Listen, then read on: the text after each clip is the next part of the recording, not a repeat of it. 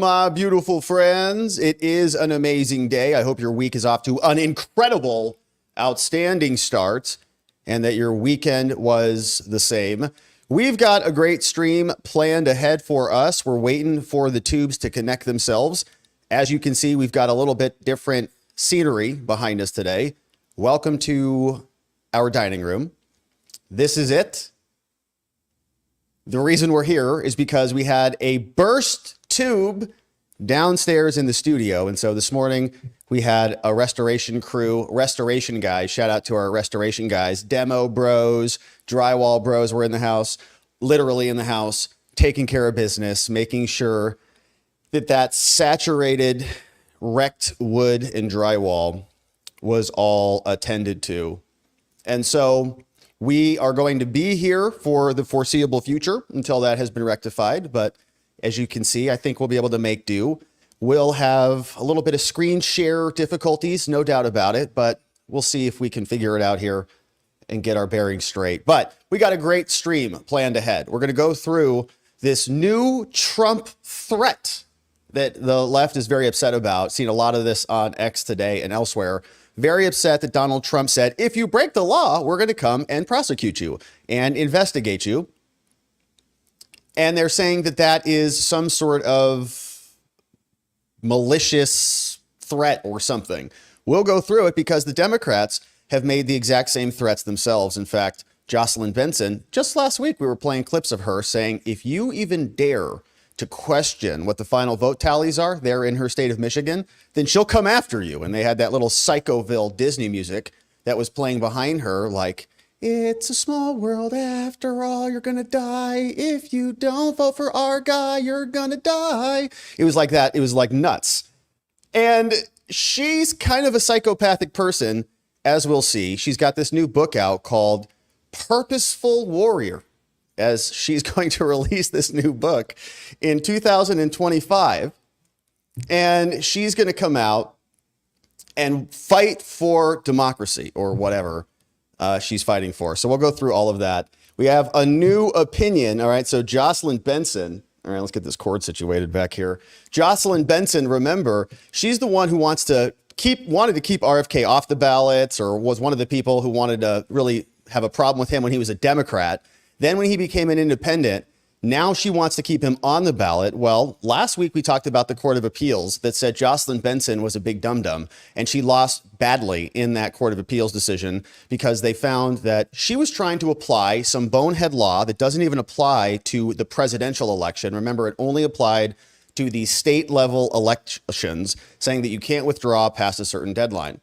Well, obviously RFK Jr. is not running for a state office. He's running for the presidential office. And so the Court of Appeals said that she cannot keep him on the ballot pursuant to that statute, which doesn't apply to his race. So she has now taken that up to the Michigan Court of Appeals, the Supreme Court, rather, from the Court of Appeals to the highest court in Michigan. And they've come back with their opinion, a Democratic decision, 5-2. Looks like one Republican joined with the Democrats, and they're now going to be keeping RFK Jr. on the ballot in Michigan. Oh, don't you just love it? So we're going to go through it. We're going to read it because these are the same people that preach democracy all the time, how they're going to, enfranchise everybody and all the things. RFK Jr. is not in the race in that state anymore. And they're going to just say that's just too dang bad. You have to stay on the race because we know that you're going to siphon votes off from Trump. So we'll go through that. We'll read through the opinion that came out from the Supreme Court of Michigan. And we'll see what Joceyln Benson has to say about it with her dumb new book, Purposeful Warrior. Wait till you see this thing. I got the cover. It's amazing. Then we've got Karine Jean-Pierre coming up, and we're turning our attention to the key swing state of Arizona. That's us. Shout out. Because our friends at America First Illegal are now filing suit. Apparently, we've got 42,000 plus illegal aliens on our voter rolls, and they're trying to get them off because they shouldn't be on there. And they're trying to get information from Arizona agencies. They're getting stonewalled. So they've now filed a complaint saying 42,000 people is kind of a big problem because remember, in 2020, Trump lost Arizona by about 11,000 votes. That's all. So we'll go through it. We've got a bunch to get to today, my friends. It's a beautiful and incredible Monday. Hopefully everything is unfolding beautifully well. Yeah, this is the scene. This is where we're at here for today. So what's going to happen is the sun's going to come down. We're going to see if it blinds us, and we're going to have to get up and make some adjustments. But we have some good comments. It's great to see everybody out there. All right, so without any further ado, today after the show's over, first of all, thank you for subscribing to our channel. If you're watching us here, we really appreciate you subscribing. Thanks for liking this video. Thanks for leaving a comment if you're watching after the live party or saying what's up in the chat if you're here live. We've got a great members-only community. We do members-only streams here. We did a stream this morning. It's a lot of fun to get our bearings straight, talk about a lot of other stuff like the polls and the debate and a bunch of stuff that we just can't get to here. A lot of fun. Come check it out, watchingthewatchers.locals.com, or become a member on YouTube. And we'd love to have you join us. We have a great community, great chats, and of course, it's a great way to support our work here. So thanks for considering that, because we got a lot of election business to attend to, starting with this story. And so coming out first is Trump issues a major warning. If you're going to cheat in this election, you better think again, because El Trumpo, when he's in charge, isn't going to take it from the executive office. He posted this on X. A lot of people upset about it. He's threatening election officials. He's threatening lawyers. He's threatening all of us. And we're going to see why he's not, exactly not. And we're going to ask ourselves why they are so scared. Oh, because maybe they're concerned the tables are going to turn. So here's what Trump posted in a very nice post. He posted this on September 7th over the weekend, 6:17 p.m. He says, all right, listen, cease and desist. I, the president, together with many attorneys and legal scholars like yours truly, am watching the sanctity of the 2024 presidential election very closely, because I know better than most the rampant cheating and skullduggery that has taken place by the Democrats in the 2020 presidential election. It was a disgrace to our nation. Therefore, the 2024 election, where votes have just started being cast, will be under the closest professional scrutiny, and when I win, those people that cheated will be prosecuted to the fullest extent of the law, which will include long-term prison sentences so that this depravity of justice does not happen again. We cannot let our country further devolve into a third world nation, and we won't. Please beware that this legal exposure extends to lawyers, political operatives, donors, illegal voters, and corrupt election officials.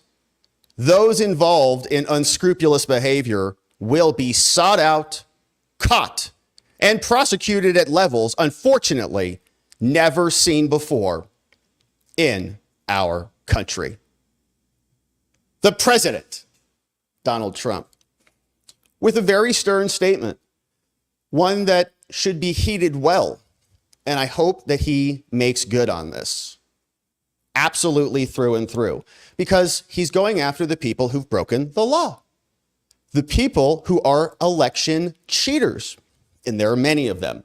There are the people that waived the Wisconsin ballot signatures. They just said, just check the form and you don't have to submit your signature when you're registering to vote. We covered it here. We covered many stories of electoral fraud. There was changing rules when they were on the back of COVID. COVID justified all sorts of alterations that never got the proper scrutiny. The courts just said, well, it's presumed valid. The legislature can do this and the courts can do it. Nobody looked at it. So what we see here is he's calling out these people. For example, maybe the political operatives or the lawyers, like guys like Mark Elias, the democracy docket folks, who many people would argue were involved in rigging the votes by adjusting the election rules And they did it, in my opinion, with collusion with people like Joceyln Benson. Filing lawsuits as the Retired Association of America, and then going into and executing these little agreements with these secretaries of states that would allow them to change the rules because they were two friendlies acting like they were in litigation together, but they weren't. They were in this process to change the rules.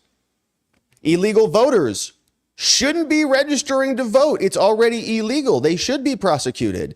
Donors who are making illegal contributions should be prosecuted, and the lawyers who are facilitating it and conducting illegal prosecutions like those working with and for Jack Smith should be prosecuted because they used $24 million to create a fake sham prosecution. They raided, trespassed on President Trump's property at Mar-a-Lago.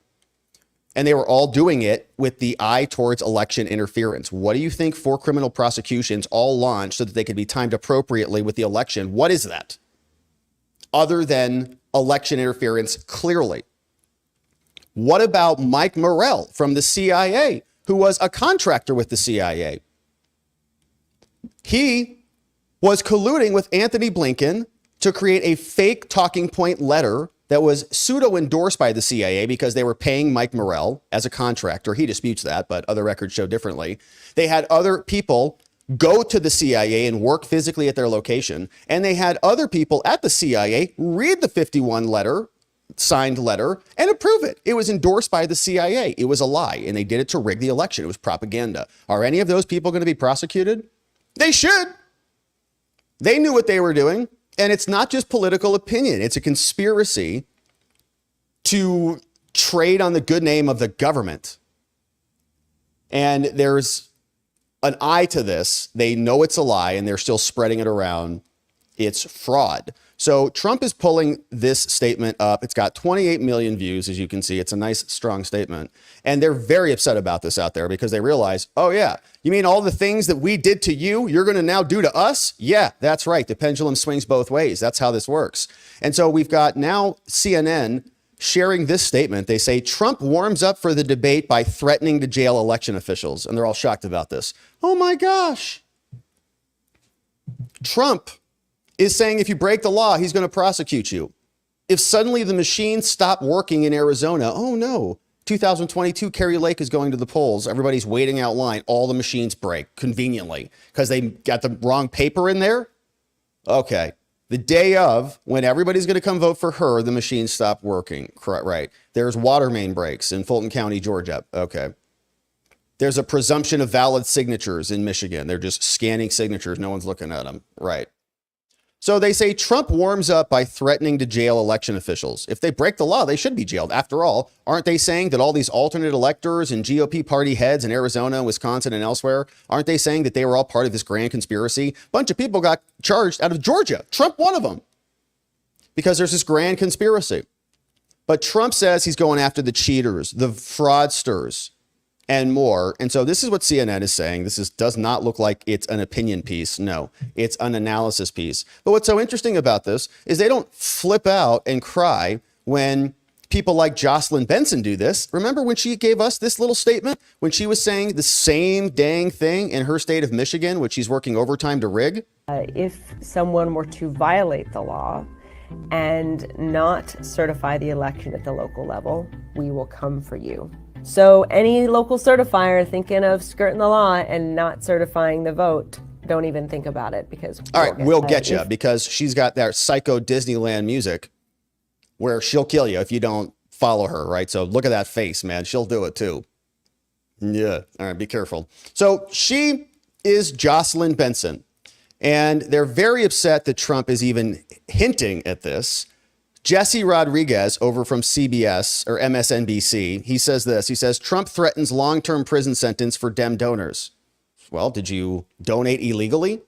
Were you donating like back when Obama was doing this by trying to waive addresses so that foreign dark money could come in from who knows where, all over the place, all over the world, coming into Obama's coffers? If you're illegally raising funds, I mean, after all, Trump got prosecuted by Alvin Bragg for fraud, for doing nothing, for paying his lawyer money, for legal services. That's all it was. So if that's going to be an FEC violation, which never was an FEC violation, well, I guess everybody who's even thought about donating is now maybe under scrutiny. So you can see how this can go, right? This is the slippery slope. This is not what we wanted in in our country, but this is what they brought upon us. They are the ones who struck first. Trump came into office. He was not prosecuting Hillary Clinton, despite the lock her up stuff. Now they have gone all in. They've broken glass in case of emergency. They have to take out Trump. They've gone so far as to allow him to be shot. And now we know the referees who were in charge of all the various states, like Jenna Griswold in Colorado, Shenna Bellows in Maine, Jocelyn Griswold here, and the many others are now going to be the referees on one of the most important elections in our lifetime. Now, Lisa Rubin is also on MSNBC, and so these two are tag teaming it up. She says, and lawyers too, and lawyers are going to be prosecuted. And we're asking ourselves, okay, you mean like all the attorneys who got indicted, like in Georgia? Many were indicted there. I believe Kenneth Chesebro was there. Jenna Ellis was there. Sidney Powell was there. Rudy Giuliani's been indicted. Your side, the left, is indicting everybody who stands in their way. And they're bringing lawfare not only against Trump, but against RFK. RFK Jr., Jill Stein, everyone's confirming it. But they're very upset about this. And you can see here, we've got Joe Scarborough brought on Claire McCaskill. And we're going to listen to these two and see what they say about this and how wild the lack of self-reflection is. They do not have any. And the hypocrisy is just disgusting. You look at what Donald Trump is doing on the eve of the presidential debate. What? Talking about violence, talking about bloody deportations. We're going to have deportations and they're going to be bloody. Talking about the January 6th rioters as patriots and saying that he's going to get them out of jail. Well, they're political victims. Mocking once again. And if you're a political victim of a political prosecution and you're enduring that, then yeah, you are a patriot for your country for fighting against totalitarian regimes. His husband getting his head smashed in by somebody that was spouting Trump talking points. Okay, he also had BLM and like Together Forever Unity stuff in his cracked out trailer park also there, Joe. We could go down the list, but he is doing that right now. And this whole idea that we see in the media, oh, well, the left wing says this, you know, the right wing says that. The false moral equivalencies, I think, are really laid low. But this is some left wing, right wing thing. When you see Dick Cheney, Liz Cheney, and all of these generals that work for Donald Trump saying the man is unfit to be president. Okay, yeah, Dick Cheney. If Dick Cheney says Trump's unfit, that's the best endorsement of all time. And how can Claire McCaskill even keep a straight face on this? You can see Mika Brzezinski, Joe Brzezinski's husband, is here looking down at her notes like, oh yeah, Dick Cheney. Because these people hate Dick Cheney, or they did until he was useful. And there was that always weird relationship. They're like, we love Liz, but her father's still a bad guy, right? Right? Until he's not. Until Kamala comes out, starts screaming that she wants war with Iran and she wants endless funds for all of our allies across the world, whatever that means. And they're going to just be funded till the end of days. Of course, Dick Cheney likes her. Of course, the Democrats are thrilled with this newfound relationship because they're the party of war. I am a little discouraged at how the mainstream media is covering the race like you are, Joe. Listen, what he said over the weekend deserves a headline this morning. What? It deserves a headline. It is. It's all over the place. It would get a headline if Kamala Harris said stuff like that. Did you just see the headline from CNN? I just played it, Claire. Have you opened up a news page at all? That's for sure. It would be a big headline. It would be a shocking development. But because we're used First of all, she is prosecuting everybody. The shocking development, what are you talking about? We are in pretrial proceedings in multiple states. Georgia is on appeal. Arizona is going through the pretrial process. Same thing in Wisconsin. Trump just had his immunity decision come down from the Supreme Court. You guys have been prosecuting lawyers, alternate electors, party leads, average American citizens who were just there protesting, who were tapped on the shoulder and told to come into the building on video. We've played it here many times. The political prosecutions are already underway. Trump didn't do them. Steve Bannon is sitting in prison. Navarro just got out. They want a lot more to come, which is why they're now launching their new Russia all over the place, so they can go after who knows what, right? Anybody who is even in the space and says something positive about Russia, or at least just says, why are we in Ukraine, is now part of this op. And she's going to sit here and be shocked when Trump just says a little something like, don't cheat or else. That's all. Meltdown, because they know that they are doing this. And if he's serious and he makes good on his promise, there's going to be a lot of people in big trouble. Him behaving like a jerk and, just a sick narcissist. That's a great argument. That's a great argument. Yeah, great argument. He's a jerk and a sick narcissist. Okay. We've been in conversations with people like that, right? Almost like everybody, and I'm talking to the editors here and the headline writers. The editors and the headline writers need to, get a grip here and really have a gut check about whether or not they are writing this stuff, and particularly writing headlines in a way that is really reflecting what's going on. And I got to tell you, I got to point out what's going on in Venezuela.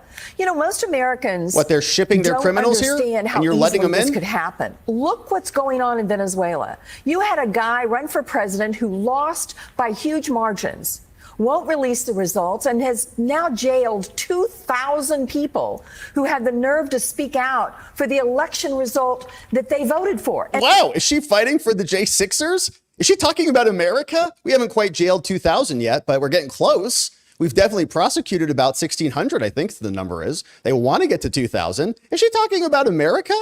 Wow. Is she talking about what they did to us on January 6th and to the MAGA movement, the extremist, homegrown, domestic violent extremists? And now the person who was on the ballot has fled the country.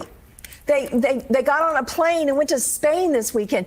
This guy is... Yeah, we'll see what happens when Trump wins. We'll see where Kamala ends up. Going to hold on to power even though he lost the election by a landslide, by force, by violence, by jailing people. And I think there's too many people, especially the business leaders on Wall Street, that are being for this guy. Nikki Haley, she knows what can happen in countries when someone decides that the Constitution and rule of law doesn't apply to them. And I just think this is a really scary moment. And all you got to do is look and see what's going on in another country where there's a... Yeah, where you guys are doing the exact same thing. Like literally you're doing that. Like literally. You're like, I can't believe there are political prosecutions happening in another country, but they're like, oh, hang on, I just got an email. Oh, good, we got a new update on the January 6ers. Another 100 people arrested by Merrick Garland. They raided their house and killed their dogs. Oh, that's great. So perfect. All right. Anyways, yeah, we have to stop totalitarianism here at home in America. We have to stop our prosecuting our political enemies. That's Claire McCaskill, a shining example, a caricature of the Democratic voter. Now we carry on. Trump's team, even though the sentencing has been postponed in the New York criminal prosecution, we still have an effort by the Trump defense to remove this case up into federal court. Remember where we're at right now. We're in Judge Mercan's courtroom. He is a biased judge, in my opinion. The same judge who made 3 separate donations to anti-Republican organizations. One was to Joe Biden. One was to some other get out the vote operation, and one was to Stop Republicans, which was dedicated to stopping Trump. So he actually donated to stop Trump specifically, not only to endorse Joe Biden, but in addition to that, one conflict of interest, there are many others. He's gagged Trump. He has limited the presentation of evidence. He's limited his witnesses from being able to come in and have a participation in the trial. So while the sentencing has been moved because, quite frankly, it was a cowardly position from his side. If you're a lefty here and you're being honest with yourself, you must be furious about this. And I've seen a lot of cope here. I saw Andrew Weissman and I saw Lawrence Tribe. They're out on X. They're saying, well, this is actually a good thing that there's no sentencing before the election. They are totally misrepresenting their real opinion on this. I believe that they probably went in right after that opinion dropped, probably ugly cried themselves, mascara running all over the place, having a hard time with it because all of their eggs were in this basket. Fannie's case is over. It's done. Nothing's happening before the election. Jack Smith is not even a real boy. He's a fake prosecutor, totally illegitimate, who stole $24 million to prosecute his political opponents. Talk about a rigged election. You think they should cut Trump a check for $24 million bucks, or at least 12, half of that for the Florida case. Sorry, here's $12 million bucks. Go spend that on campaign ads in Florida. But no. And the Chutkan case is not going to happen before the election either, which is why she's allowing Jack Smith to do her little book reports and file devastating fake documents that are not even subject to cross-examination into the docket before the election occurs, because they can't get that trial on path either. So this is the only case, and now this has been delayed. They are just having a hard time with it. And if they are saying that they're excited for whatever reason, don't buy it. So here is what Trump's team is doing now that all of that has happened. Sentencing has been delayed. They're still trying to take this case away from the judge. They say, all right, listen, clerk of the Court of Appeals for the Second Circuit. Remember, we were at the district court. So we went from the state level court to the federal level low court. Then we're on appeal now from the federal level low court to the Court of Appeals to say the district court should have kept the case and not sent it back down to the state court. So they say, all right, listen, we are sending this in because we've got to give you an update. Okay, there's a couple things that happened since we filed our original request. And we asked for asked for a stay motion that is currently pending with you. And we got to tell you, there have been two developments that have come through here since September 6th, since Friday over the weekend. Now, first, the district court denied the related stay motion that Trump filed on the 4th. And remember, they said originally, we need you to at least keep the case while they're deciding this. But they decided it very quickly. The district court just said, oh, no, denied immediately. So there was really no need to wait. Second, Justice Merchan also continued the sentencing for his decision and on immunity and the sentencing in the trial. So the immunity decision, as we know, has gotten bumped to November 12th, which are just short time after the election. And then we have the actual sentencing date. So immunity ruling first, then sentencing on the 26th. So they say a Rule 8A2 stay is appropriate so that we can preserve Trump's right to a fair and orderly litigation of the presidential immunity defense in a federal forum. So, in other words, remember, part of the original argument for Trump asking for an adjournment, a postponement of the sentencing, was time. Like, everything is really compressed. And so the judge postponed that. And so they're saying, well, okay, in addition to that, here's another reason. Because of the significance of the presidential immunity doctrine, the federal government and the public share an interest in that outcome. And so even if these novel and complex issues are to be addressed after the presidential election, we still got to get through this stuff. And so, for example, President Trump's ability to seek appellate review of the district court's ruling would be irreparably harmed in the absence of a stay, because then the judge could move forward with sentencing and a, quote, judgment of conviction before the appeal is resolved. So currently the schedule does not allow adequate time, here it is, for interlocutory appellate review, which is an appeal in the middle of the process. And so again, I think the argument they're making, furthermore, Merchan's current schedule does not allow adequate time for the interlocutory appeal of an immunity ruling if the issue is resolved in a way that contradicts the immunity case. Accordingly, while Trump defers to the court whether we need an administrative stay, a stay pursuant to Rule 882 is still necessary to preserve the status quo pending the appeal. So it's a very similar argument to what we saw before. Remember, originally, Judge Merchan tried to do something very sneaky here. So remember, the original sentencing date, if I'm not mistaken, you can correct me if I'm wrong, I think was the 18th. And so that was coming up immediately and everything. I was going to jail. But there was also the 16th date. And the 16th date was the immunity decision date. And they said, wait a minute, this is ridiculous, because if you come back on the 16th and you say there is no presidential immunity, which is in contravention to what the Supreme Court says, you want us to appeal this thing on the 17th, and then we're going to come back on the 18th, and you think we're going to have gone up on appeal and back down with a decision before the 18th, that's ridiculous. So what they're doing is they're saying the same thing is happening now. It's just not the 16th and the 18th. Now it's just the 12th and the 26th. So the same process will happen. And they're saying this still needs to be removed. Okay, so Trump's people are not giving up on that. In other words, they're not saying, okay, thank you, Judge. Thanks for postponing the sentencing. We would also like you to not have this case anymore. This was the original order denying the removal from the federal district judge. And then this is the actual opinion from Judge Merchan, which we read through last week in a prior segment. So Judge Juan Merchan, this is where he was really enjoying himself in this paragraph, where he's like, this is unique in our nation's history. We're a good court and we do amazing work, right? It was pretty pathetic. It's like gross. Needed to take a shower after reading that one. But that's the judge. That's how, they enjoy themselves sometimes. This case looks like it's going to be processed in the Second Circuit. Roger Parloff has the panel that is aboard. It says that we are going to have People versus the State of New York. That's going to be for oral arguments on September 10th. No, just for substantive motions, no oral arguments on the written filing. So we'll know more about that soon this week when we get an opinion from the Second Circuit. Now, we are still debating immunity. Trump's defense attorney, Alina is in the House, and she's explaining for us what immunity looks like and why Trump has it.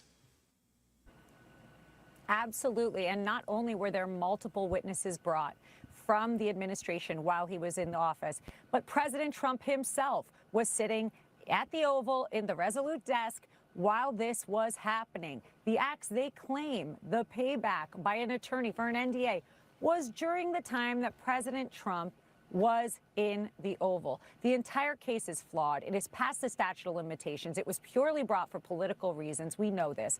And when you bring DOJ officials onto the DA's office in a state court for felonies, it's a joke. She's right. Shout out to Alina. It is a joke. And her legal analysis is on point as usual. And another person who was fired up over the weekend was Senator Tom Cotton. He was ridiculing the Liz Cheney and Daddy Dick endorsement that came out from the Dick Cheney family. And he was saying, I think the reason that they are so bitter and filled with sourness is because Cheney got obliterated by the good people of Wyoming, our friends from Wyoming, by 40 points. Got crushed. And now we are seeing the actual cheaters, okay? The people who created the Hunter Biden lie, the CIA. They didn't do it themselves with like a guy with a CIA badge. They gave it to contractors so that they could say, we didn't do it. They gave it to ex-CIA director, acting director, Mike Morrell, who is in congressional documents saying he colluded with Anthony Blinken because he didn't like Trump. He was a contractor being paid by the CIA, according to other records. We covered it here. And then they're going to turn around and say that that's all lawful behavior, that they're just expressing their political opinions, and this is not rigging the election. Here's Tom Cotton. I want to turn to a very different topic, and that is something that the Justice Department said this week. They detailed a Russian government effort to stoke divisions in the U.S. using front organizations and social media prominent right-wing influencers like Dave Rubin and Benny Johnson, who have ties to Tenet Media. Now, that's a company that the Justice Department says was being funded by Russian operatives. You sit on the Intelligence Committee. How worried are you that right-wing influencers, people who do have an impact on your constituents, are being funded either directly or indirectly by the Russian government in order to make an impact on this election? Well, first off, Vanna, we haven't been in session, so I haven't seen any intelligence about this matter. I've only seen the allegations I've read in the newspaper. People should not knowingly take money from the government of Russia or Iran or China or any other adversarial nation to try to influence the election. But I also think it's fair to say that a few memes or videos in the vast sea of political commentary is not going to make much of a difference in this election, nor has it in past elections as well. What did make a difference in the last election is the lies about Hunter Biden's laptop that more than four dozen former intelligence officials lied about in the middle of that campaign. Yeah. And most networks, to include this one, No, bought it's just that their lie hook, opinion. line, and sinker. That did make a difference in the election. But I think a few videos or commentaries, which again, you shouldn't do if you're out there in the business of commentating on elections, is not going to make a difference in the vast sea of commentary we see. And they don't like that answer because their side is allowed to accept money from whatever and the CIA, wherever, anyone and anywhere. It's just free money. Come on in, we'll take it. And as long as it's useful, it's great. Hunter Biden got paid from all sorts of nefarious actors. Nobody batted an eye at that. Nobody was complaining that he wasn't registered with FARA. But he was on the Ukrainian side, which is a part of the corrupt cabal that is currently in charge. So you can see he was a useful idiot, and they exploited him to the ends, and his daddy as well. But Cotton is exactly right. They traded on the name of the CIA. Ex-CIA directors were involved in it. The CIA approved the letter. The CIA had paid contractors write the letter, and they also worked physically at the CIA locations. So it was a CIA letter, and they did it to rig the election because that's who they are. They're the cheaters. They say the other side is Trump is now threatening election officials. Yes, if you cheat and rig the election, again, you should be prosecuted. And I hope that he makes good on that promise. Now, let's turn our attention to somebody who, in my opinion, is one of the biggest cheaters in the country. Her name is Joceyln Benson. Joceyln Benson, one of the biggest cheating secretaries of states in our country, in my humble opinion, is now out with a new book. It's going to be on sale May 6th. I know you're excited to purchase it, but it says that Joceyln Benson is the purposeful warrior. Shing! Standing up for what's right when the stakes are high. And so she dropped this one September 9th at 7:08 in the morning. And you can see she's very proud of herself and that nice photo, like she's a hero. Now, ordinarily, I'd say these photos are pretty goofy. They are. And you see it when people put them on their covers. And there's something wrong with that, I suppose. And it's okay if other people put the photo of you on that. If like somebody else is like, wow, you're a really heroic person, like a saintly figure. But she's just Joceyln Benson. There's not like a real urge for her to come out and like do this, right? Unless she's fighting for a purpose of stopping Trump. Yes, that's how you get a market. That's her cause. That's her whole basis for existence. The purposeful warrior. Well, what's your great purpose, Jocelyn? Saving democracy against Trump.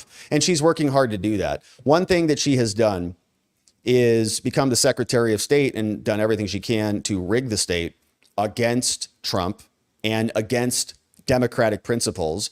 Joceyln Benson has been successful in the Supreme Court out of Michigan in securing RFK Jr.'s place on the ballot. This was a 5-2 decision reversed against Kennedy by the Democrat Michigan Supreme Court. Looks like it was a 5-2 decision. We've got 2 justices dissenting here. But as this stands, RFK Jr. is going to be on the ballot. It's a very short opinion, and it's got a couple other concurring and dissenting opinions. Here's what it says. In the effort to rig the election, they want to keep RFK Jr. on the ballot. He's not running in that state, does not want to be on the ballot in that state, made a request to get off the state ballot in time.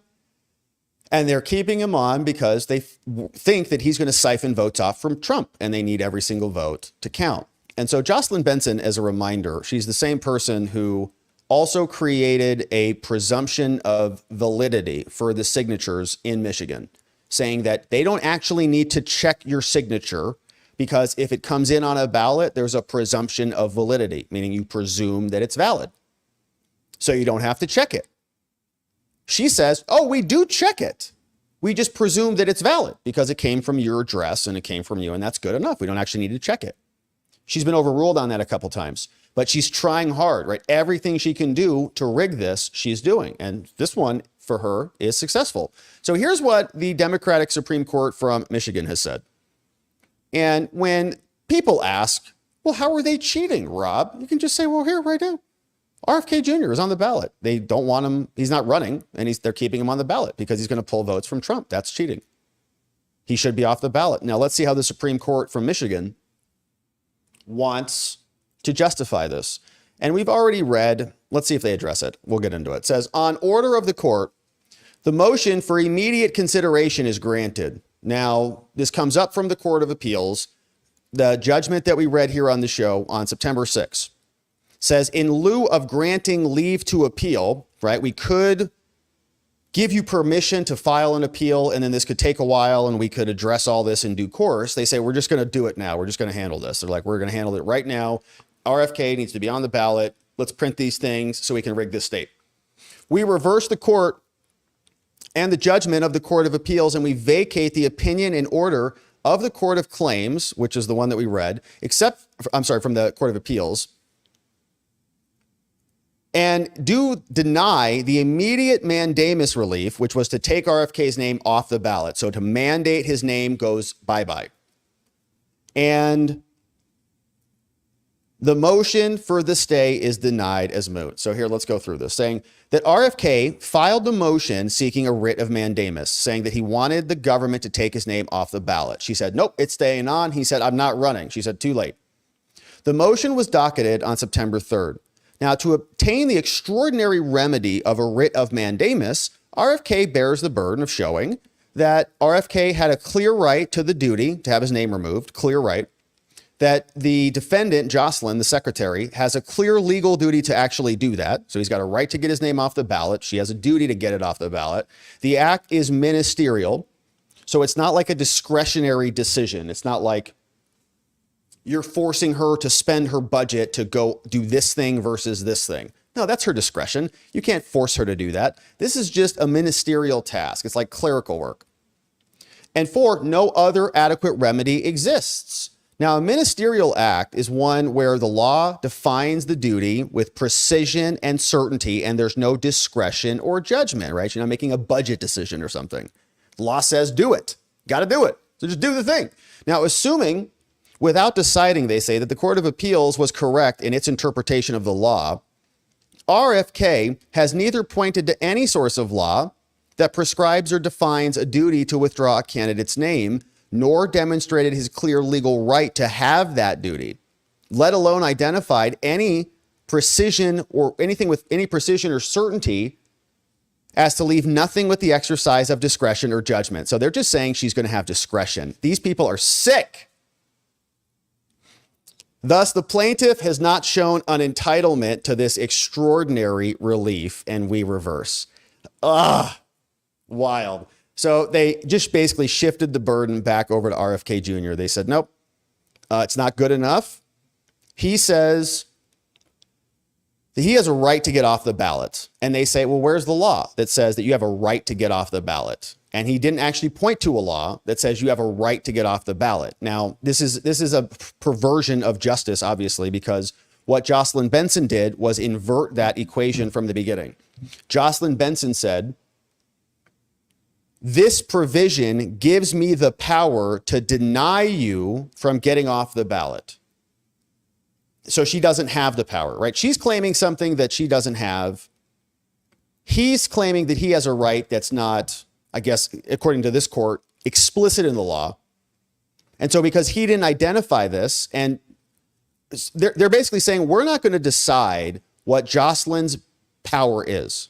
She claims she has this power. You don't. We're not even going to decide this. You have to point to some law that says you have a right to get off the ballot in this way.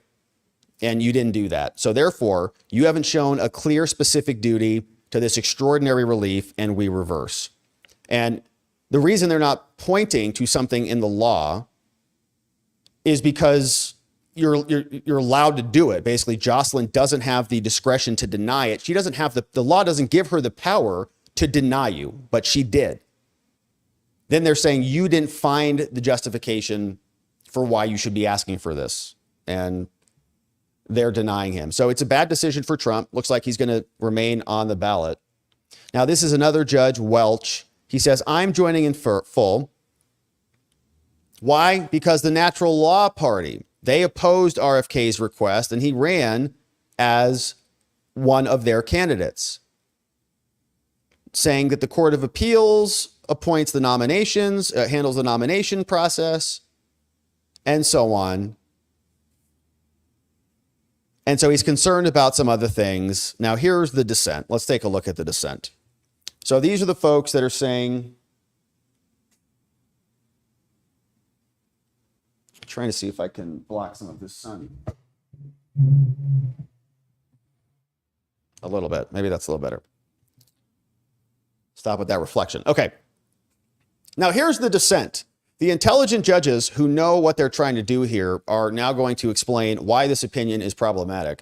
They say the Secretary of State here, Jocelyn, she seeks an order to put RFK Jr.'s name on the general election ballot as a candidate for president, claiming that his name must be on the ballot under Michigan law. But no statute prohibits the withdrawal of a candidacy. So nothing stops him from doing that. And there is no practical reason for denying a request to withdraw before the ballots have been printed for the general election. The ballots have not even been printed yet. There is, however, a significant cost to the integrity of the election, right? These election integrity people, they're going to have a bunch of people voting for RFK that are not going to count. He's not running in the state. The voters will be improperly denied a choice between persons who are actually candidates who are willing to serve if elected. There is a great distrust in the American voting system, and the ballots printed as a result of this lying court here that's putting fake candidates, not real, withdrawn candidates as placeholders on the ballots will pervert the true popular will and the outcome of the election. The dissenting judges are confirming this, right? They're doing it to affect the outcome. Now, Kennedy filed an action in the Court of Claims to compel Jocelyn to remove his name from the ballot. Court of Claims denied it. On appeal, a unanimous panel reversed and ordered his name removed. But then the secretary, right, Jocelyn, she filed an appeal on September 6th at 6:05, just to show you how rigged all this is. She files it at 6:05. And said which was Friday night, and noted in its motion for immediate consideration that earlier they said at 3:42, Jocelyn sent the call of the election and the certification of the candidates to 83 county clerks without Kennedy's name listed as the Natural Law Party's candidate for president. Okay.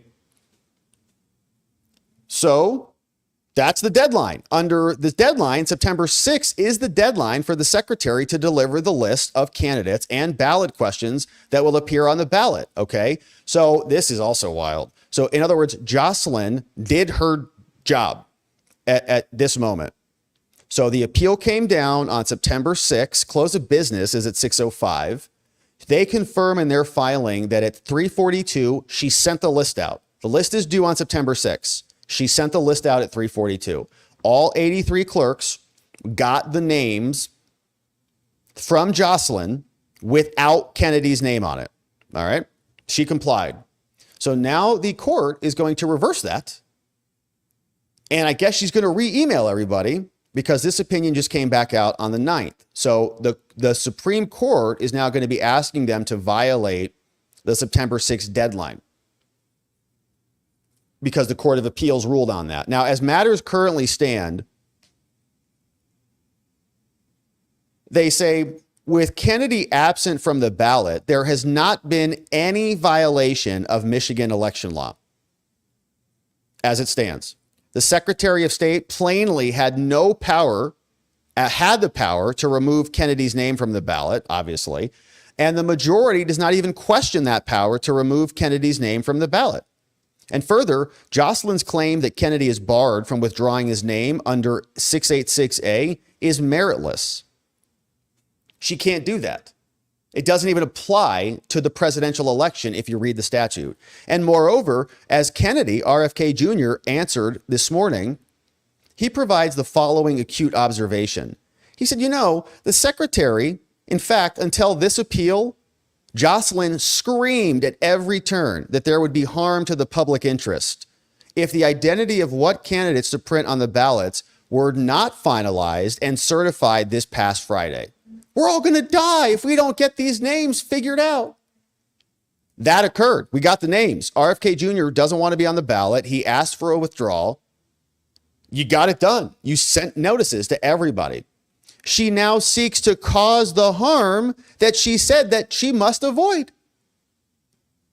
Like, we have to get them out on time, because if we don't get them out on time, then people aren't going to have that enough time to go and vote and think about it. Like 3 days, they need three extra days to think about it, or 5 days or whatever, because we can't have an election day on, an election day.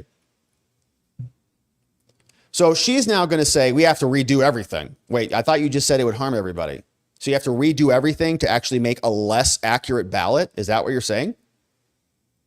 If she obtains a stay, she's going to upend the certainty as to the candidates to which she's certified to print on the ballots that they're going to start printing today. So she's going to make it less accurate and harm their efforts just to keep Kennedy on the ballot. Now, the language of 686 is unambiguous and it's clear. Candidates are not prohibited from withdrawing their names. But what this court is saying is that they're not given an affirmative duty. They're saying, well, there's nothing stopping you from leaving, but do you have the right to get off? The way the law is written, it says it's just kind of, yeah, take your name off. But it's not, you don't have the right to do it. They say it's too unambiguous, or it's too ambiguous. Moreover, even as admitted in the secretary's application, Jocelyn, she has delivered to the county clerks the list of candidates to be on the general election. In short, the legislature created a process that would certify ballots for distribution to the local clerks. All this would be done by September 6th. That's the deadline. And the secretary has complied with this requirement. Accordingly, the current application, which asks the court to act outside of this, seems moot. And so you should not be exercising judicial power to sanction conduct outside of what the legislature provides. But nonetheless, despite the fact that Jocelyn has lawfully delivered the list of candidates to the clerks and that the deadline has passed, this court is now intervening for her legally unsupported position. The deadline's passed. He's not running. And it does so on a completely novel claim, a claim not even advanced by Jocelyn herself. You say, Supreme Court of Michigan, that there exists no legal requirement for her to accept a withdrawal request at all. So it's totally discretionary. She can just keep whoever she wants on the ballot. No provision in law supports that. Yet the court inverts the analysis, concluding there is no provision that still expressly permits Kennedy to get off the ballot. But still, after this court's intervention, there is no identifiable source of law that permits her to deny the request. The majority's counterintuitive and circular reasoning gives Jocelyn extraordinary undefined discretion that's not found in the law anywhere. She can just reject any withdrawal as she sees fit. And so the court then implicitly holds that she made a discretionary decision, and she never even asserted that. So wait a minute, Jocelyn. So it's your discretionary decision? So you can't come back out and say that you're bound by the law to make these arguments. The court just said it's discretionary. So do whatever you want. So why are you keeping a candidate who's not running on the ballots? Is it to rig the election? Yes, it is. In fact, the legal justification that she actually proffered and relied upon for her decision was totally meritless. Now, countless Michigan voters are going to be deluded. They're going to be deceived into casting their ballots for a candidate who has no intention to hold the office. And anytime they tell you about like voter disenfranchisement, well, you can't ask for voter ID. That's racist and bigoted. And, it might stop illegals from voting in our elections, as the DOJ just indicted one from the District of Alabama. Shout out to that U.S. attorney. But there is no legal authority for the decision to deny the withdrawal, but they're saying, well, he doesn't have any authority to demand a withdrawal. Mandamus is the appropriate remedy here. And so this appeal should be denied. And so they dissent. That's obviously the right decision. They give us a lot more analysis on this that we'll fast forward through. But you can see RFK Jr. is going to be on the ballot. They are the biggest cheaters we've ever experienced. RFK Jr. is confirming it for us. The Democratic Party is confirming it for us. And remember, Joceyln Benson is going to be there. And all this stuff is official, right? This is all happening in the court of law, in pleadings and in filings. But what's happening in those little day-to-day decisions when this culture that the purposeful warrior has bequeathed upon her entire office there in the Secretary of State's office, the perversions will trickle down to everything. And when they make little key decisions about, well, maybe put that box over there, or put this over here, who's picking those up? Yeah, you can trust him or whatever. All of it is going to be perverted because that's all they can do. They're cheaters. And they know they're cheaters. They keep lying to us about it. Here was Karine Jean-Pierre. I think this is her Big Bird outfit or whatever. She posted this one at the White House press podium today talking about the free and fair election. Laughable. Because our democracy was attacked. And they went there because they were told that they should overturn an election, a free and fair election, where dozens of Republican judges said that it was indeed a free and fair election. And so that type of rhetoric, They didn't say that. is dangerous and unacceptable. And that is not what this president believes, because our democracy was attacked. Yeah, everything's ma democracy. Again, ma Democrat power. Our democratic institutions are what they're really interested in preserving. And so we're going to carry on. We've got more cheating out there. Over 42,000 illegal aliens allegedly on the rolls here in the state of Arizona, pretty important swing state. And our friends at America First Legal are on the case. They filed a new lawsuit to stop illegal aliens from voting. It's gone against all 15 counties in Arizona.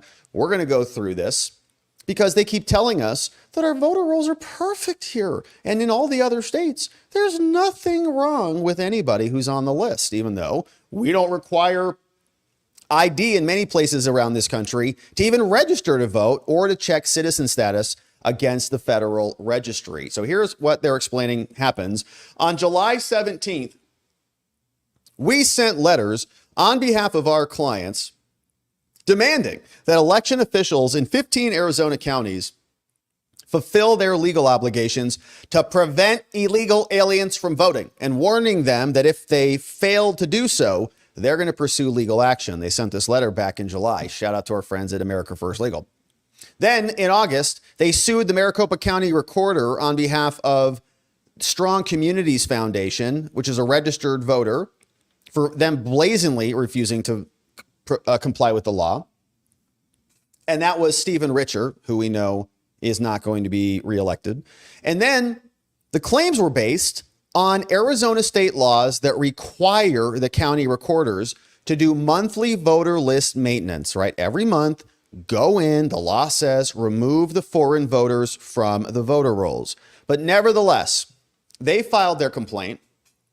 Maricopa County, our bureaucratic hacks here, removed the case to federal court, saying that the case involved federal laws and that in the county's view, in Maricopa County's view, should be interpreted in federal court. Now, Maricopa County is notorious for employing these procedures to remove the case and to delay election cases and stop them from being heard. But their attempts here have backfired, all right? Arizona state court rules only allow for one county to be sued in a case like this, whereas in federal court, we can sue everybody, more than one county at one time. Now that we're in federal court, we've added 14 other counties to the list, buccos, so get ready for it. Saying 2 federal statutes have also been in effect for nearly 30 years.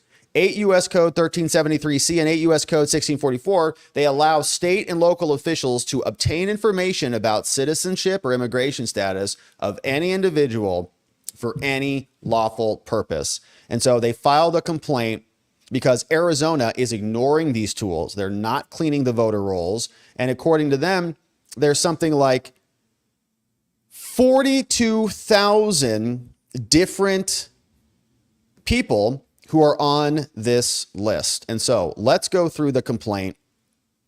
Seen here, a lawsuit against the state of Arizona brought by Strong Communities Foundation of Arizona and Yvonne Cahill, courtesy of our friends at America First Legal, versus Stephen Richer, remember him, from Arizona.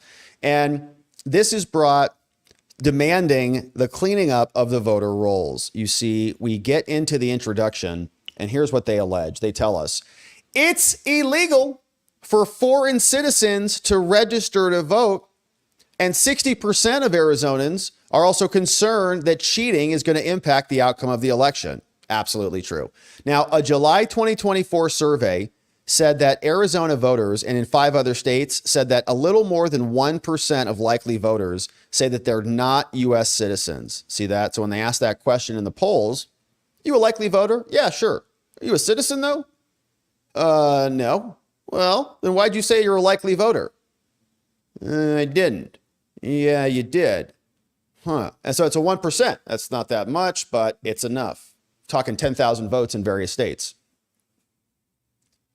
Many recent electoral races in Arizona have been decided by margins of less than 1%. In 2022 in Arizona, the legislature adopted a stricter voter list maintenance requirement for county recorders. Now, the legislature adopted these requirements so that people like Stephen Richer and county recorders would actually remove foreign citizens from voter lists to allay Arizonans' reasonable concerns about foreign citizen voting. So clean up our lists. And federal law also requires state and local officials, including county recorders, to perform voter list maintenance to ensure that voters who are not eligible to vote are, in fact, removed. But puzzlingly, what we see is that the secretaries like Richer and Jocelyn in other states have ignored these requirements. They have failed to take action to remove the illegals. Now, the failures cause voters to lose confidence in our election. A recent national survey found that 52% believe that election officials are doing nothing to prevent foreigners from voting in our election.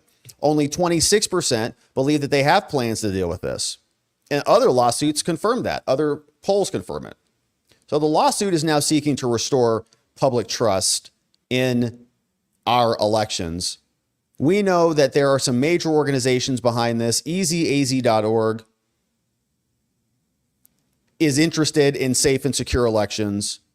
And we got multiple defendants. So all these are defendants: Cochise County, various counties around the valley, Gila County, Graham County, Greenlee County, La Paz, Mojave, Navajo, Pima, Pinal. Okay, all the various counties around Arizona. Jurisdiction, general allegations. Here's where they tell us what they're really upset about. They say, look, it's illegal for anybody to register to vote and to vote. All right. So if it's illegal for foreigners to vote who are non-citizens, then there should be no reason for a foreign national to be on a voter roll. Very simple. Shouldn't be on there.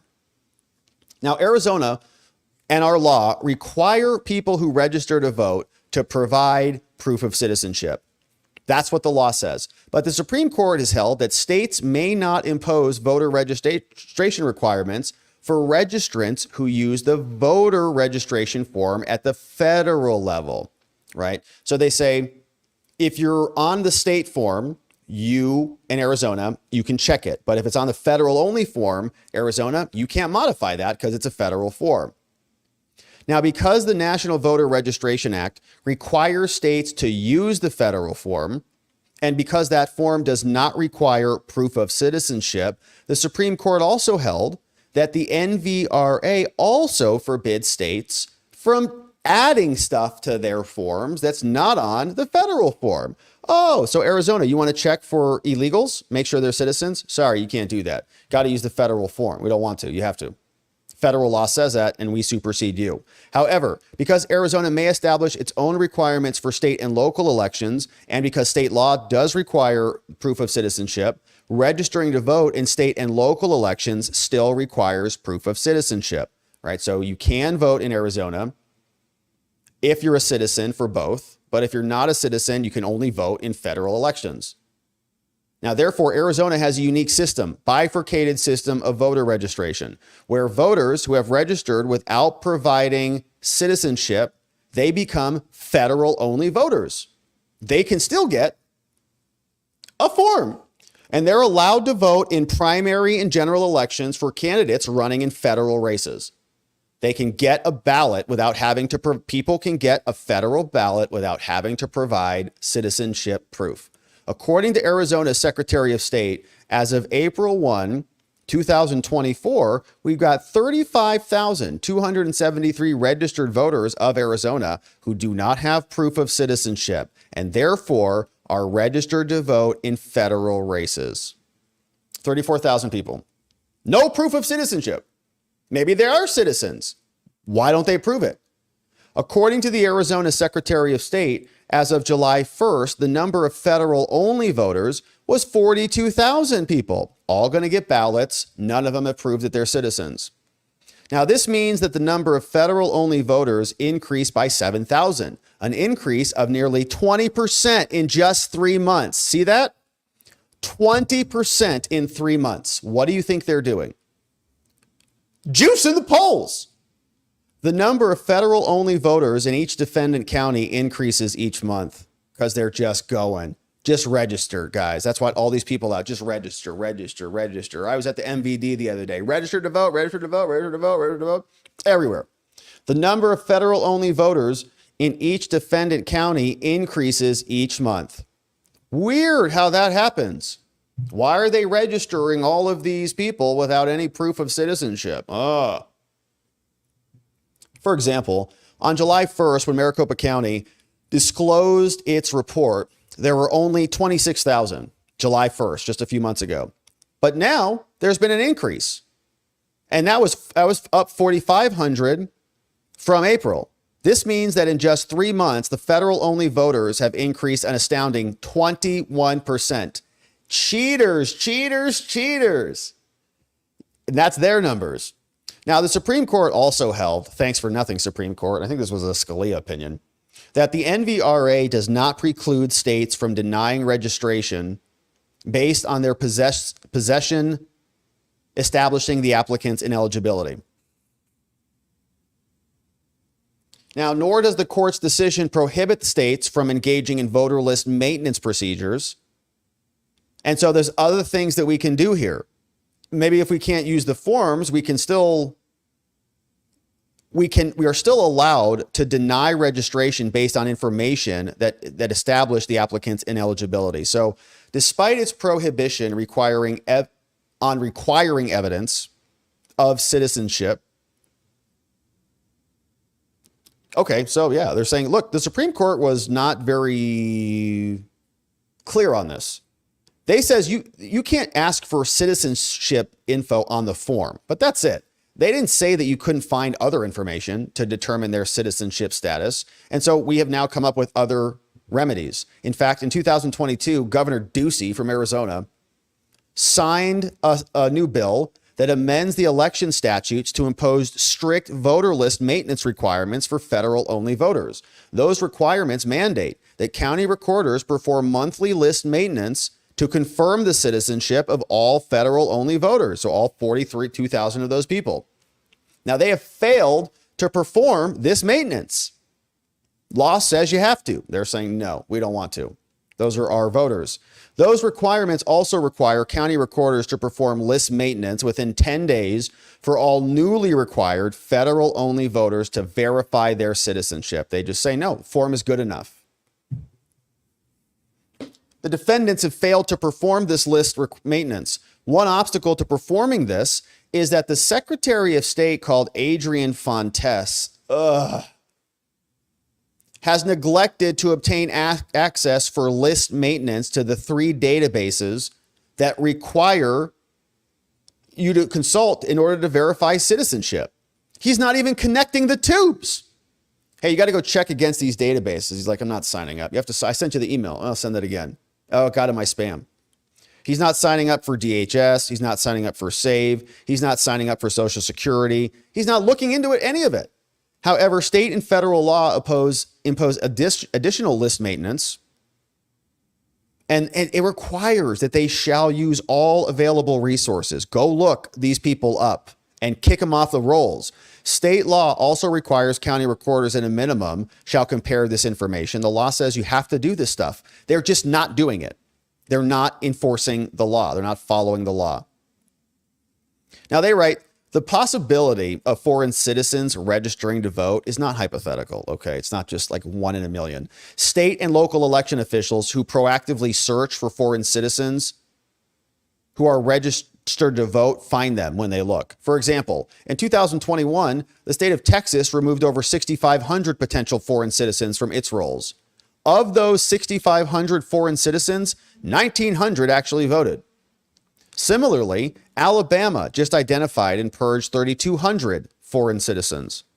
In Ohio, they've identified 597 citizens. 138 of them actually voted. Non-citizens actually voted. Shocking. On August the 7th, Glenn Youngkin also issued an executive order because they removed 6,300 non-citizens from the voter rolls. Now, even if they consulted these databases, they're still insufficient to identify this stuff. A lot of this is just necessarily cumbersome. They know if these people are citizens or not, but nobody wants to actually answer the question because everybody's kind of happy with them here. Both parties are. The citizens aren't, but the parties are. So Social Security, they say, yeah, county recorders don't actually have enough access to this. Even if they did, that would be insufficient to verify the citizenship status of these people. So a lot of good details here. But there is an easy method to confirm the citizenship.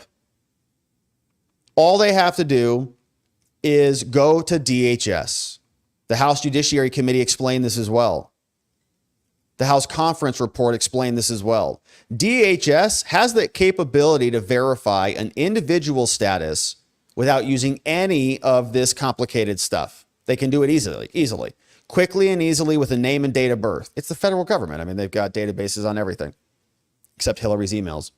This means that right now, DHS can answer all the questions. Just send them the list of 40,000 people. Are they on there or not? The citizenship information, they're entitled to this under Arizona law. And they're not even communicating, okay? They're supposed to draft the list and check it. Check it twice.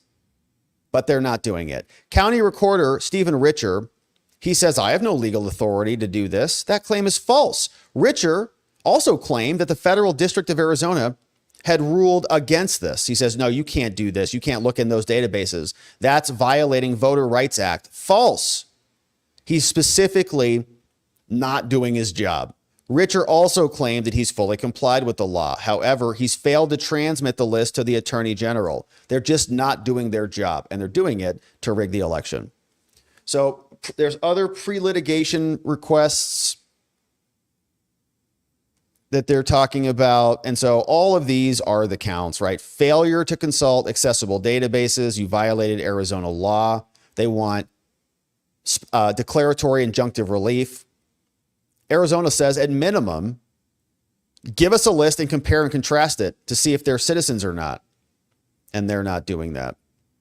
So failure to send information is another count. Voter list maintenance procedures that are not discretionary. They have to do these things. They're not doing these things. So our friends at America First Legal are now demanding, they want a declaration that they actually do these things. This is what the law says about this. This is what they're supposed to do. Check the federal databases. They're supposed to check their proof of citizenship. They've got an ongoing duty to do this. And do it. They also want attorney's fees and any other relief that the court deems proper. In a great filing from America First Legal. Shout out to our friends James Rogers over there, senior counsel, and Jennifer Wright. Hey, right down the street in Arizona, Phoenix. What's up, Jennifer Wright? Shout out. Good to see you. All right, so a nice one in Arizona. Pretty incredible. We know that there are a big group of people, a big bucket of voters that haven't provided proof of citizenship yet, and they're bringing them in hand over fist. Here, just vote for Kamala. Here you go. Just here you go. Just here you go. Because by the time any of this gets done, right, by the time you have all those Department of Homeland Security government workers checking the spreadsheets, election's going to be over, and they're all going to vote accordingly. So that's why it needs to be way too big to rig, my friends. That's why we're going to be voting and dragging everybody we've ever known, loved, met, or seen, or spoken to the polls to vote appropriately. And we hope you do the same.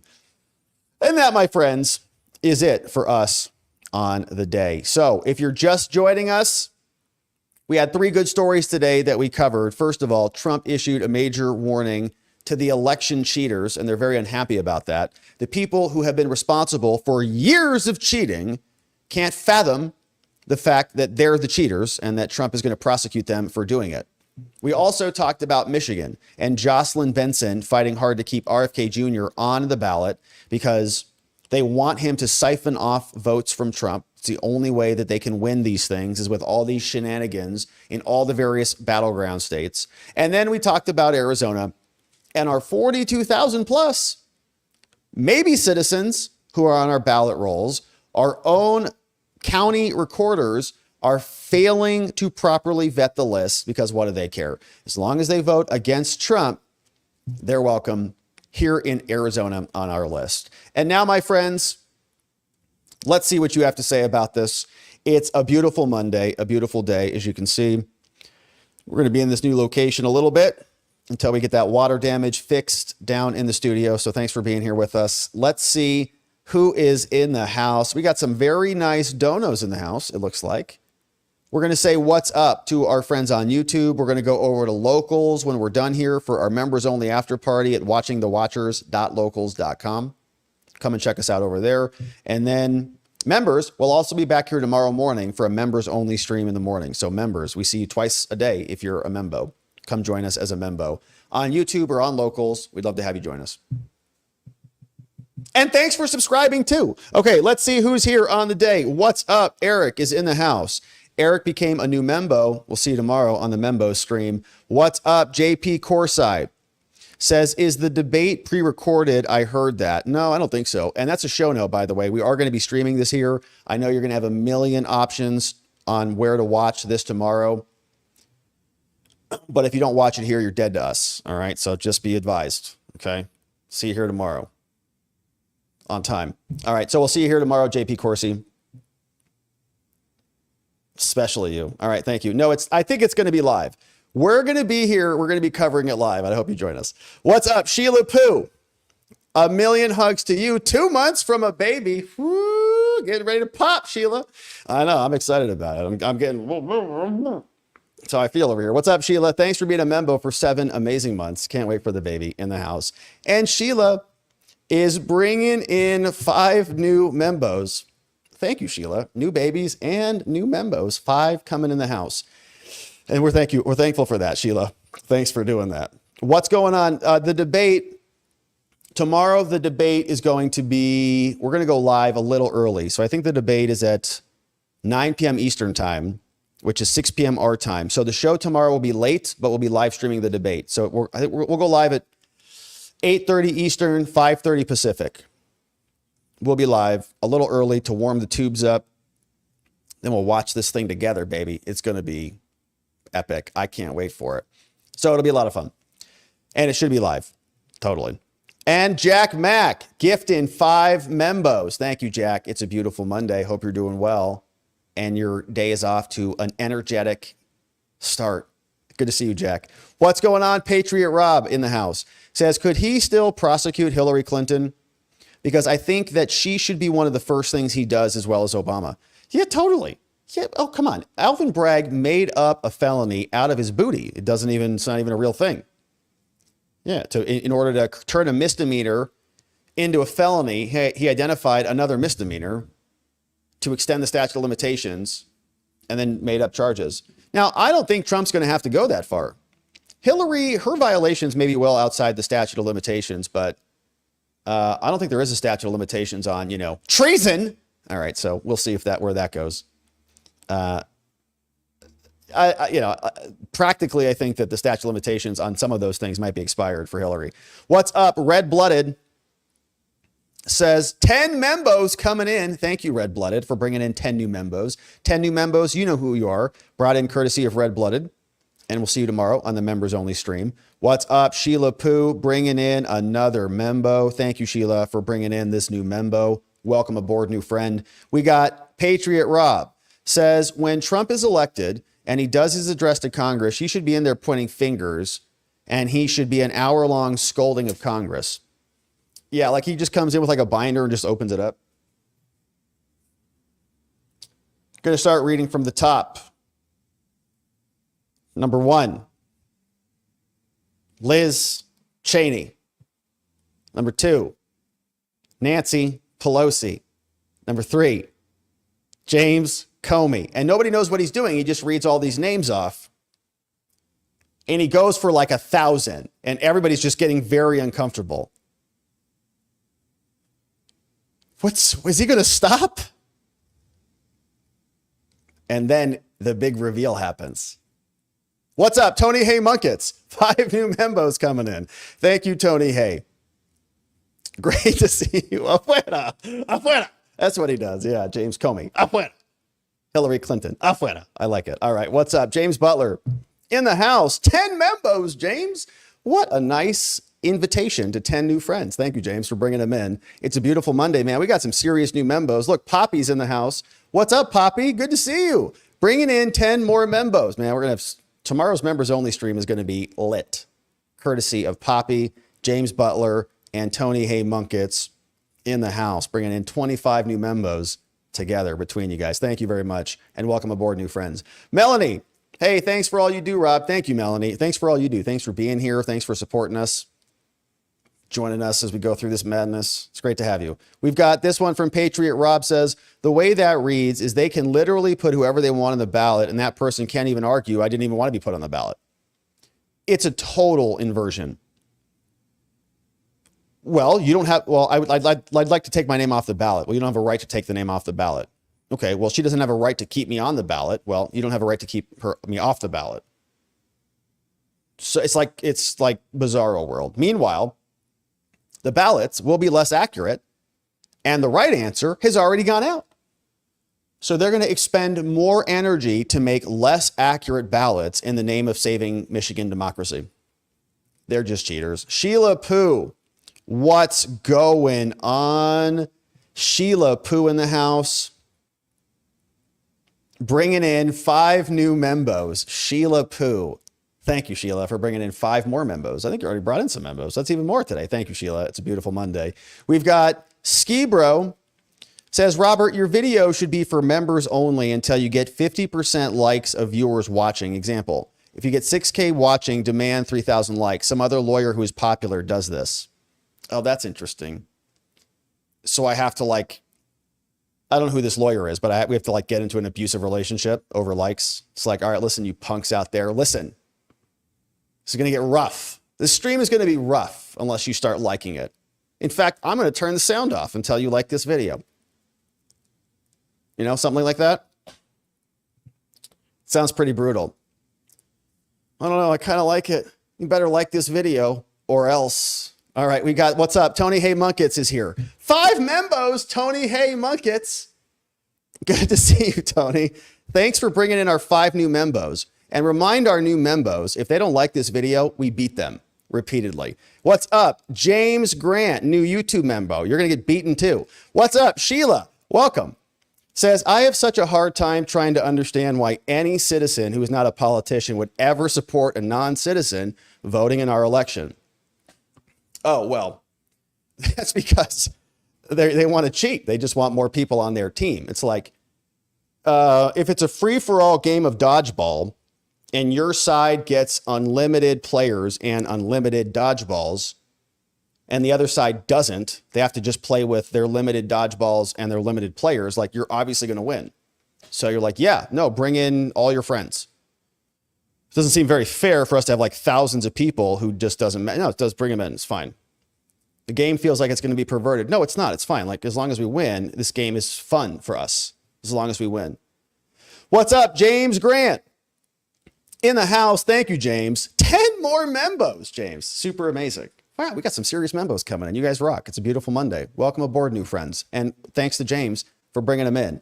One old guy's opinion says rigged election with illegal alien votes. How terrible is that thinking? Well, it's Arizona here. Yeah, that's what we're doing now. Don't even need real elections in our country. We can have a bunch of non-citizens voting, apparently. No one knows. Maybe they're all citizens. Hopefully they are. In fact, I believe they are. They should just check it just to confirm it. But they won't do it because they're not, and they know it. What's up? And it's probably a lot. It's probably a much higher margin than what other people are finding.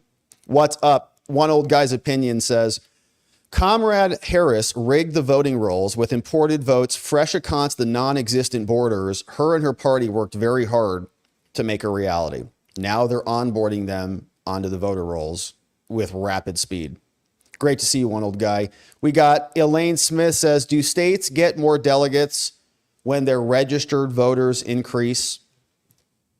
More electoral votes? No, I think the electoral votes are apportioned based on population, which are just based on existence, not on citizenship. So when you do your reapportionment after every census, 10 years, then you reconstitute the electoral votes based on the actual population, not on citizenship. So then representation adjusts and electoral votes follow correspond. What's up, Nacho Mama? What's up, Nacho Mama in the house? Not until we have a baby here, Nacho Mama. Then you're going to be the baby's mama. What's up? Thanks to you, Robert, and all of the mods, the best, and the membos for making this the best channel. I look forward to the news every day. Thank you, Nacho Mama. I look forward to going through it with you. There's always so much stuff to talk about and to share. It's like, oh, I can't wait to talk about it. So it's a lot of fun. Thanks for being here, Nacho Mama. Thanks for being a membo for 1 month. First month's the hardest. It gets easier from there, is what I'm told. What's up? I'm Too Tweaked says, Rob is the best. Yeah. Thanks for coming to my TED Talk. Thanks for that. I'm Too Tweaked. It's a great talk.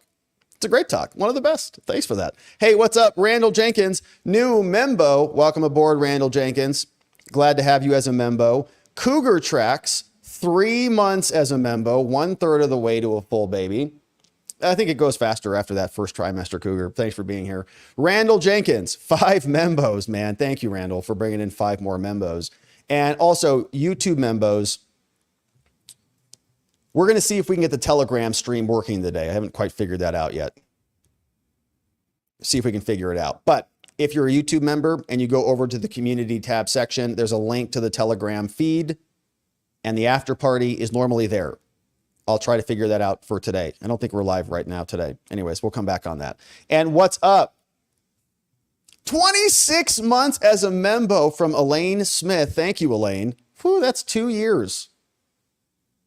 That's a lot of, that's almost 3 babies.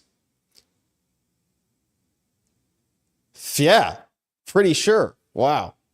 So that's a lot. And we're grateful for that. Elaine Smith had to do my multiples of 9. You know, those are hard. Patriot Rob says, after reading all those names, he has the sergeant of arms come and take them all into custody. No, at the very end, the one thing he should say is, you're fired. Just close the book, walk out. And then everybody goes, oh, what happened? And then suddenly stuff goes down. You know what I'm saying? One old guy's opinion. What a very nice. Hey, there it is. I swear I didn't read that. I swear I didn't read that before I said that comment. I swear it. Maybe I saw it. I did not see it. But this is funny. Trump enters the congressional chambers without greeting anyone and has a large binder under his arm. He reaches the podium, opens the binder without looking into the camera, reads all the names, and long pause. He looks into the camera and says, you're all fired. It's literally. It's exactly what I said as that came in. That is so good. Okay, I swear I didn't read that. But one old guy, great minds think alike. Thanks for the nice dono. It's his catchphrase. I'm like mad at myself I didn't say it the first time around when we were doing this weird hypothetical. But yeah, it's a fun one, this one old guys. You get full credit for it. I take no credit for it. You have full credit for that one. So amazing. Thank you, one old guy, for the very generous dono and for the fun comment. You're all fired. They'd have a meltdown. Is he going to kill us all? No, of course not. We're just going to raid your house like the FBI did to all the J6ers. There's nothing wrong with that, right? You didn't love your dog anyways, did you? All right, so what's up? James Butler says the Cheneys made $80 million off of war via Halliburton. So there's that one. A lot of money. And I think the neocons have just merged essentially from the Republicans over to the Democrats. And there are still many of them in the Republican Party too. They've just commandeered the Democrats. Although I think the Democrats were, fake opposition to the war for a long time. Like, remember, they all voted for Iraq, and then they all came out against Iraq when it was Bush's problem. But they were all for it before they were against it. I was actually for the $84 billion before I was against it. Remember John Kerry? All right. So we know how they play. So my friends, thank you for that, James. Thank you for the amazing donos and for sending all of that in. I very much appreciate your support. We're working on some good stuff with the team. And I'm excited to share some of that with you, which will be coming soon. But that's where a lot of your support goes. So thanks for that, making a lot of this possible. We also want to thank our friends on Rumble. What's up to some of our Rumble friends? We got shout outs going out to Bruzy Beal, Adelia. What's up? AG's in the house. Dog Digger's in the house. Dan Sundin's over there. We got Sportfish. What's up, Sportfish? Adelia. Damn it, Janet's over there. What's up? Indoctrination's in the house. We got some great Rumble friends over on Rumble. Man, it's great to see. Super Buff Shaft is over there. Duck Fat's in the house. Jury Summons. Oh, my goodness. Neuro D. What's up, Neuro D? Donuts over there. Good to see everybody. All right. We also want to say what's up to our friends on Locals. Now, we are going over to Locals for our members only after party as soon as we're done here. But let's see who sent in some donos, because we got some very generous folks over on the Locals as well. So what's up? First in the house is our friend Crash. Crash sent this one and says, wow, just wow.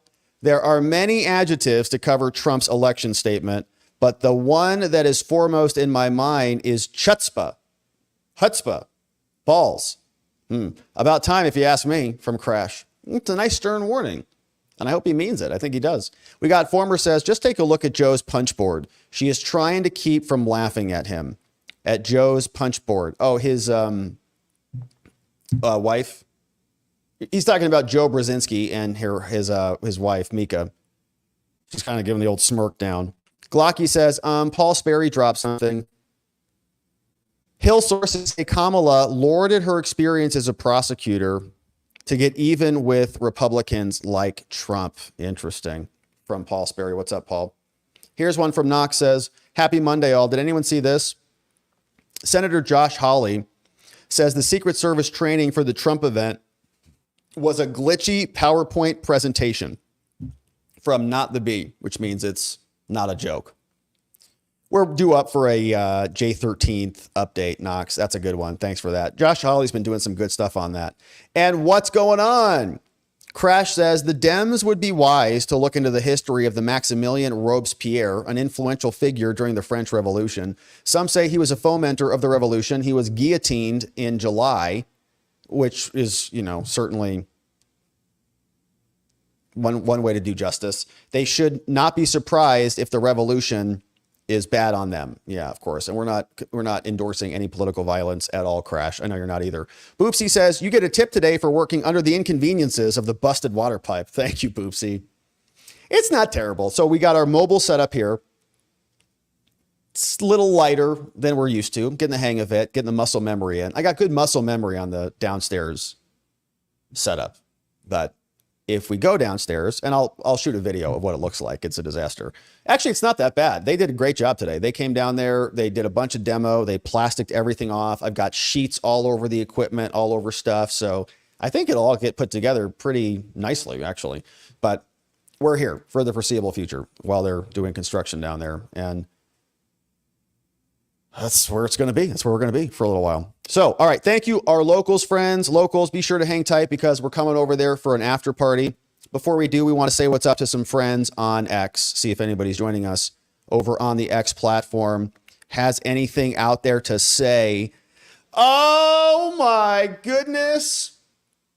We have a new puppy in the house. We have a new puppy from Paul Minot. Oh my goodness. Look at this little puppy. Paul Minot says, the newest member of my family. Shout out to Paul. We're big fans of Paul. Her name is Little Buddy. She is a big Watching the Watchers fan already. Oh my gosh. And look at this hat. Handsome, handsome pup. Beautiful pup. Look at this pup. And beautiful scenery there, Paul. Yes. Come on. You can do it. Come on. Come on. You can do it. Come on. Yes. Yes. Good girl. You did it. You did it. We did it, Joe. We did it. All right. So amazing. Little Buddy in the house. Thank you, Paul, for that. What a fun one. All right. So good stuff from our friend Paul over on X. We've got Paul Minot. B. Torn is over there. B. Torn says, The Ukraine-Russia could be over already. Those who stopped the peace deal should be charged with crimes against humanity. What's up? Glocky's over there. Donna's in the house. Phil Reno's in the house. Hey, what's up? Angie says, love receiving your notifications. Thank you, Angie. Avi Marie, good to see you. Darby Shaw's in the house. And did you guys see what Trump was wearing? This new Trump shirt? Looks like this. Pretty cool. Thanks, Mr. President. We'll get you a collared version of that sometime soon. Collared version. What's up? Thanks, Mr. President, for representing. All right, so obviously that was not real, unfortunately. So, my beautiful friends, we are going to leave it there and go on over to watchingthewatchers.locals.com to hang out with our membos. GNR Lawn Service. What's up, GNR? Says, I always try to catch you live. You're great. You're great to time. You're great to time. Well, thank you for that. I was a little bit late today. I'm trying to figure out the situation here. It's always like takes one extra minute than I'm used to, than I scheduled for, but we made it. What's up, GNR? Thank you, GNR. Great to have you here, brother. And hopefully you're having a great start to your week. And one old guy says, a Korean War era Army Ranger died today. Rest in peace, sir. First Lieutenant James Earl Jones, U.S. Army Infantry. Salute, fellow veteran, and Godspeed from one old guy's opinions. Yeah, indeed. Rest in peace to our friend James Earl Jones, U.S. Army Infantry, First Lieutenant. Thank you, sir, for your service. And may you enjoy eternal bliss. We'll see you there soon, but not yet. What's up? Tasadaka in the house. Tasadaka is over on Locals. We're about to wrap up and go over to Locals. Here is what Tasadaka had to say. Says, I hate it that the state I live in is the most corrupt. Whitmer, Benson, and Nessel are the worst. Nessel's the AG there. Whitmer's the governor. Benson is the secretary. Oh, gosh, you're right. You got a bad combo. We have a bad one, too, though. Yeah, ours is bad. I see a lot. We got Mays, Fontes, and Hobbs. I mean, our governor. Yeah, it's just terrible. I see a lot of Trump signs, but I just don't know if we have enough votes to overtake the cheating and the obstacles to correct any fraud that is found. Well, we don't know either. That's why we're just going to go out there and vote as aggressively as humanly possible, right? You don't know if you're going to win the match or not. You don't know if you're going to win the game, but you leave it all out there. And at the end of it, if it doesn't go in your favor, you make the appropriate adjustments.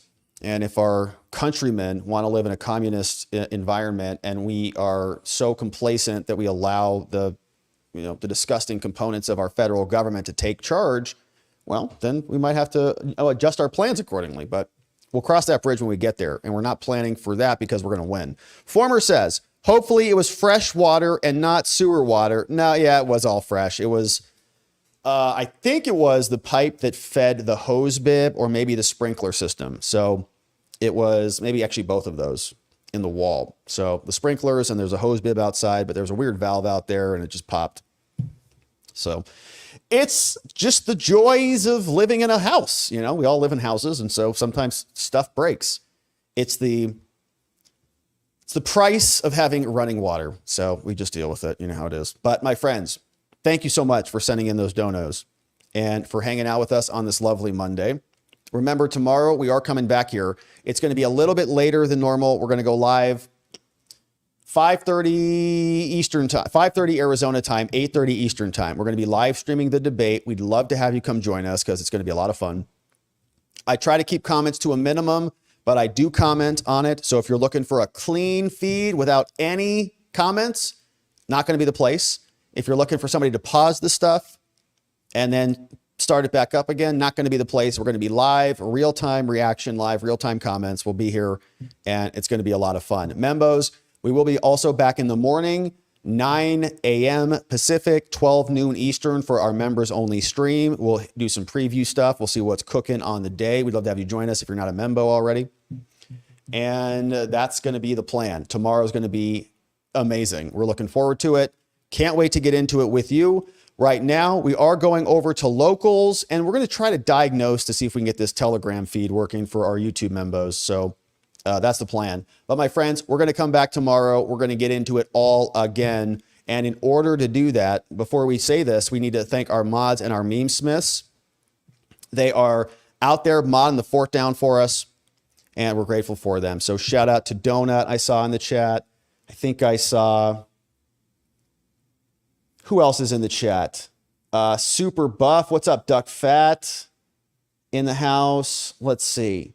Well, you know who the mods are. They're amazing, and we'll get queued up with our list tomorrow. But my friends, we're going to leave it there. I know K-Bean is out on the road this week. K-Bean is visiting some family. So if you have some prayers to send to the K-Bean household, today would be a good day to do that. Send some healing love her way. We also want to thank Donut and the rest of our mods. Shout out to Paul Mino, our meme smith.